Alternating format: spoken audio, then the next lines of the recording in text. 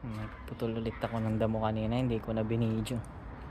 Ayan, ito na yung gagawa tayo ng stand ng mga ano dyan, mga halaman. Dyan na natin i-display lahat. Ayan. And then doon din nandiyan na tayo, nagputol tayo ng damo dyan kanina. Nitrim lang natin to, so okay naman na. Ayan, putol na natin yung mga ibang damo dyan. Bukas ulit at tumambon kasi kanina, kaya hindi ko na binidyo. Okay, so pipila natin ang fence at para matakpan to.